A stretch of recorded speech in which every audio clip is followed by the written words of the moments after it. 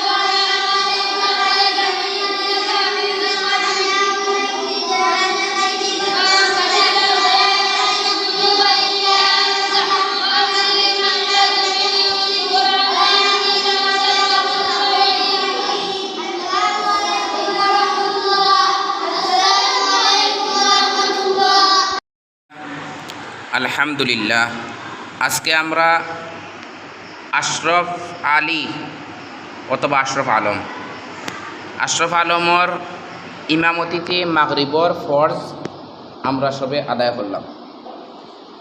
এখন মনো একটা মাসলা, আমরা সমাজও একটা ভুল আছে, একামত ওইবার আগে মুক্তদি উঠিয়া খাড়া হয়ে যায়।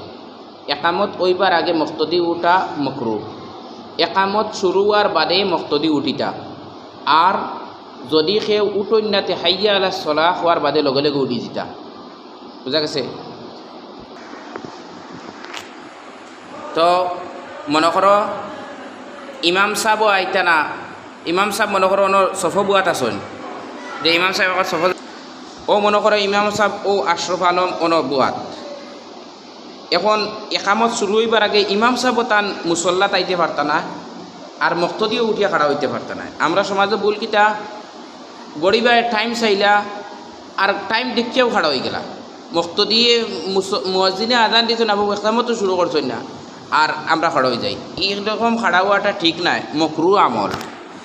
তো দেই আজকে আমরা প্র্যাকটিক্যালি একটা শিকিলাই। মাহফুজ উঠো, তুমি একামত শুরু করো, তাই একামত শুরু করার বাদে ইমাম সাহেব তান মুসল্লা তাইবা আর মুক্তদি সকল নমাজর লাগে রেডি হয়ে যাবা। এটা আমরা প্র্যাকটিক্যাল একটা আমল করিয়া ইনশাল্লাহ শেষ।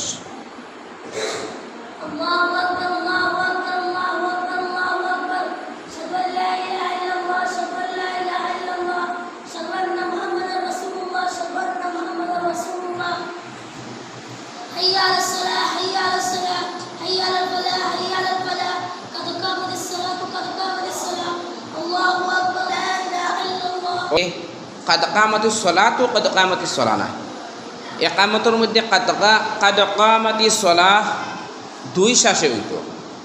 কাদ কামাতিস সলাহ দুই দমে হইতো। বাকি আল্লাহু আকবার আল্লাহু আকবার আল্লাহু আকবার আল্লাহু আকবার একদমে।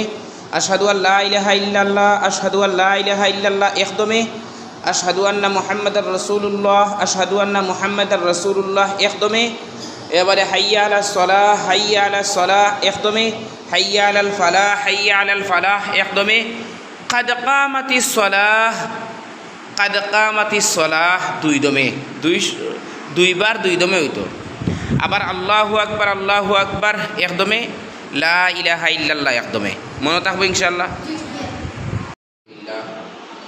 আল্লাহ পাকের লাখ কোটি শুকরিয়া যে মহান রব্বুল আলামিনে আমরা বক্তব্যের সিস্টেম দিয়ে কত সুন্দর করিয়া দিছ। সবে আলহামদুলিল্লাহ। সবে পড়া বাদ দিয়া একদিন যাইবে গিয়া কিন্তু বক্তব্য থাকবো। এই বক্তব্যটা ভবিষ্যতে সুন্দর হইয়া চলব। আমি একদিন মসজিদে হয়তো নাও থাকতাম পারি, হয় যাইতে কি লাগবো আর না দিতে মরতে তো লাগবে।